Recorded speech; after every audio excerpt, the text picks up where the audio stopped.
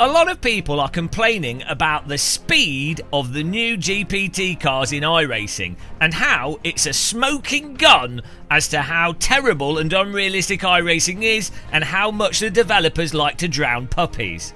Well, in this video, I'm going to explain why it's a lot more nuanced and a lot more interesting than what you might initially expect and think when it comes to the issue of realism in sim racing. And I'm also going to explain why the complaints about the GPT speeds and lap times are utterly disproportionate on the grand scheme of iRacing and realism when it comes to iRacing.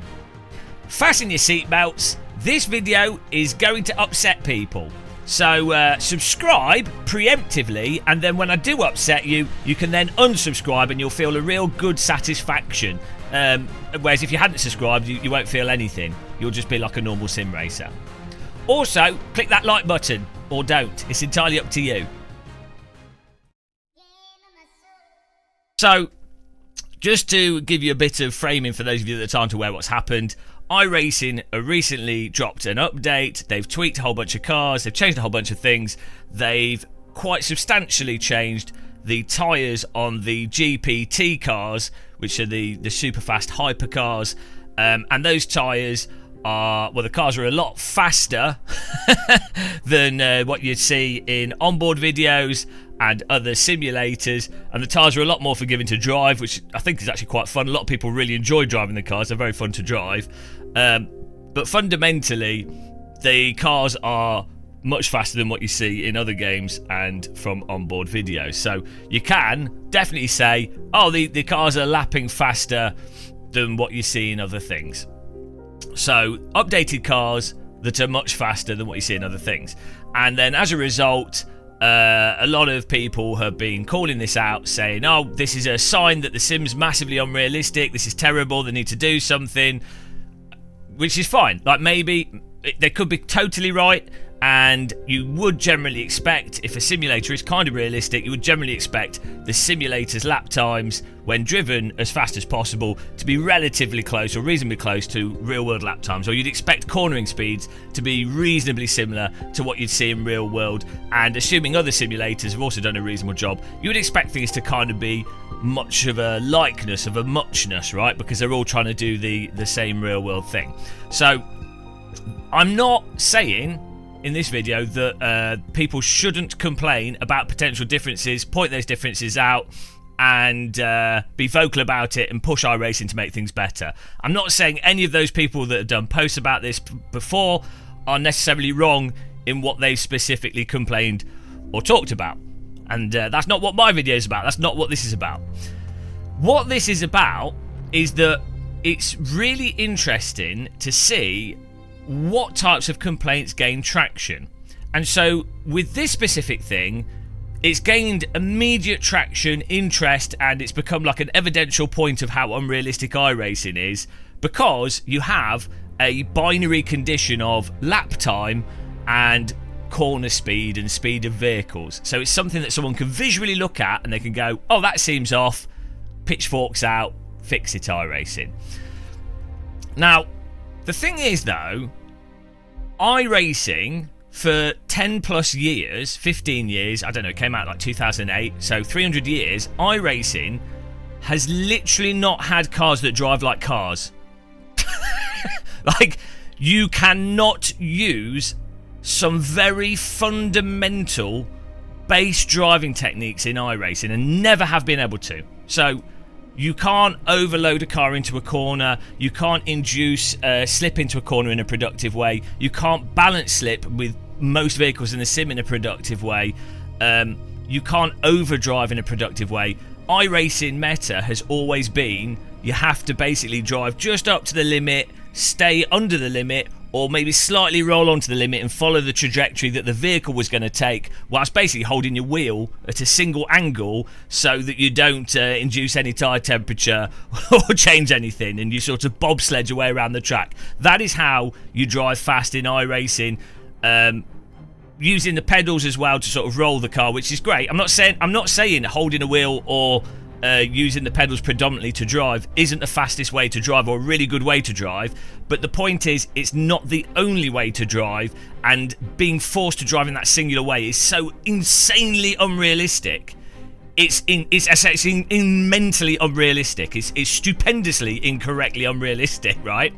And then you have cars like the Porsche Cup car, which is insane, like to the point where a GT3 driver gets a GT3 car, applies a setup to it, and then is like, oh, this feels more like the real Porsche Cup car, when they've taken a different vehicle.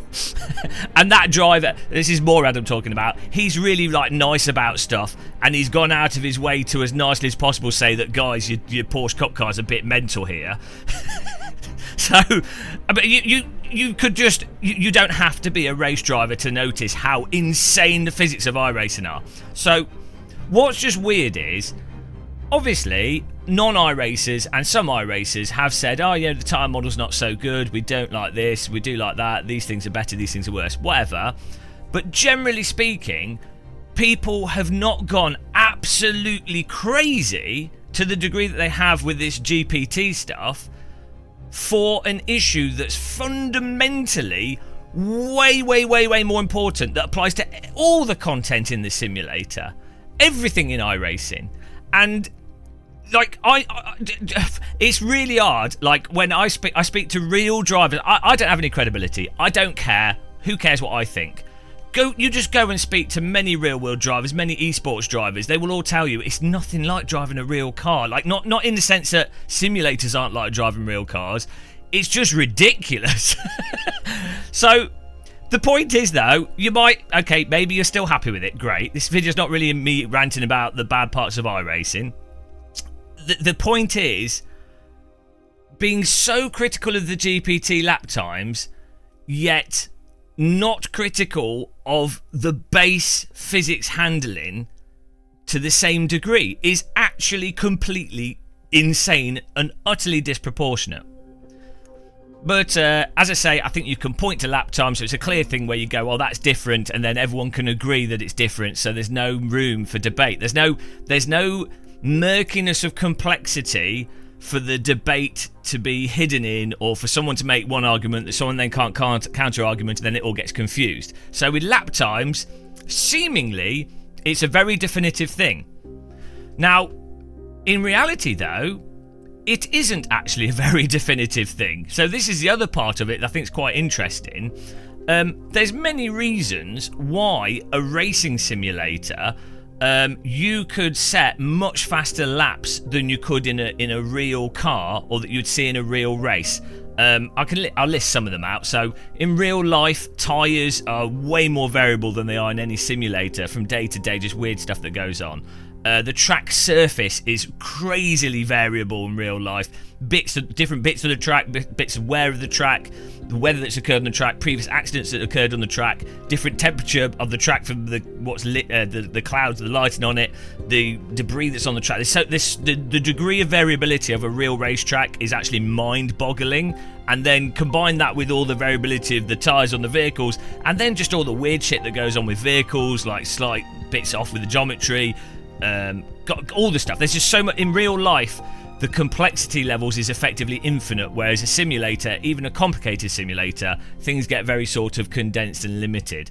So you would expect there to actually be quite a difference between simulator lap times and real life lap times. Also, you can drive a simulator in a way that mirrors real-world lap times, even if a simulator has terrible physics. Like you could be playing anything. It don't matter what the sim is. You could basically make most of the simulators look pretty similar to a real-life lap.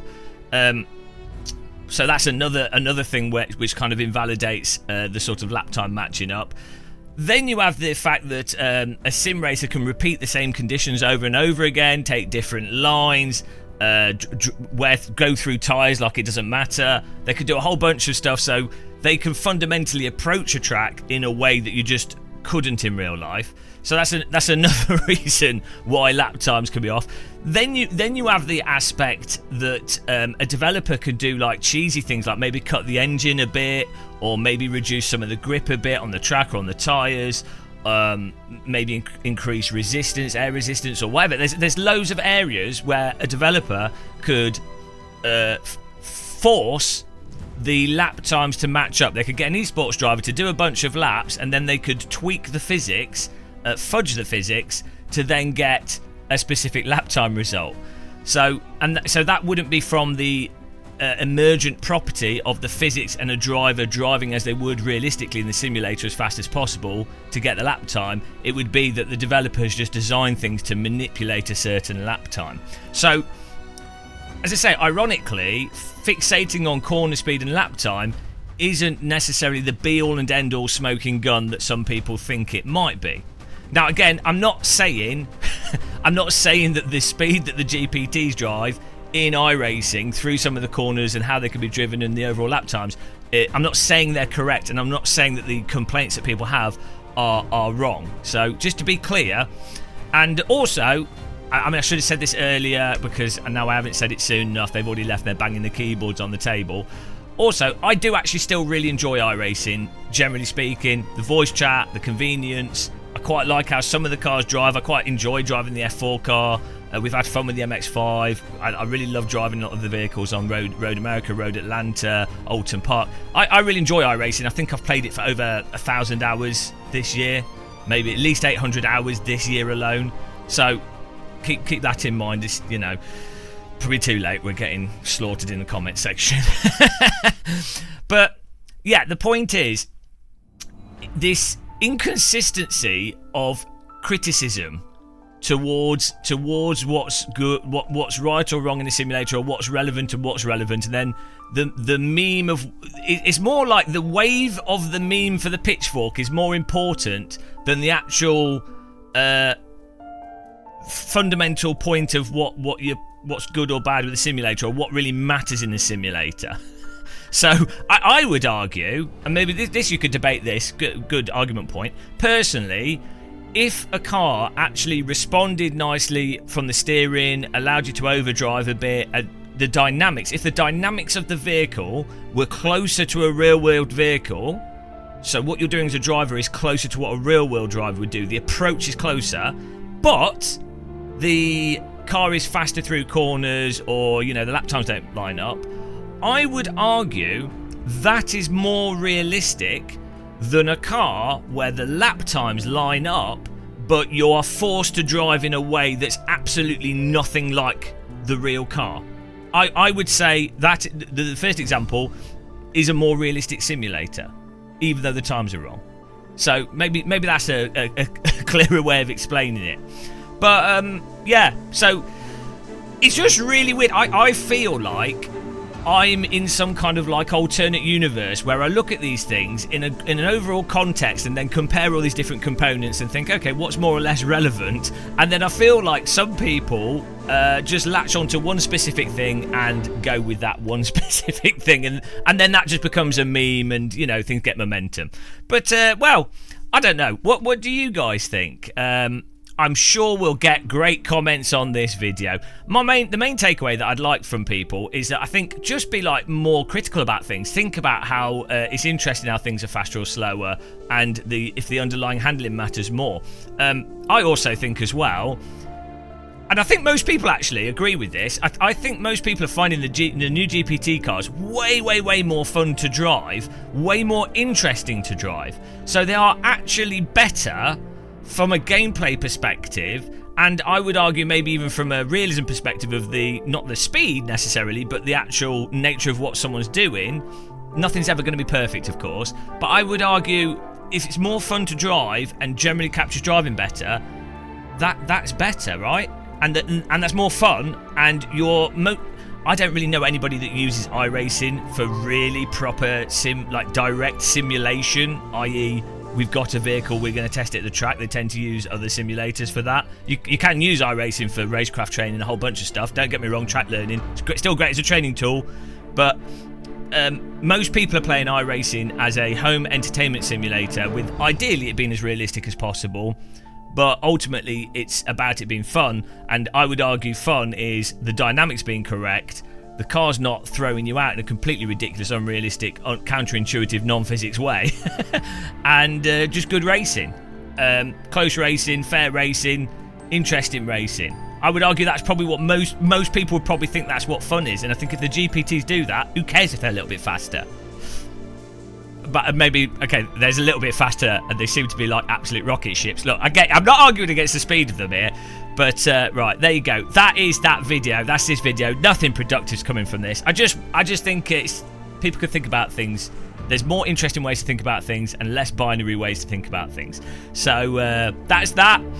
Dear God, I'm gonna drown myself in tea. Thanks for watching, guys. I'm gonna regret uploading this. Bye. Take care.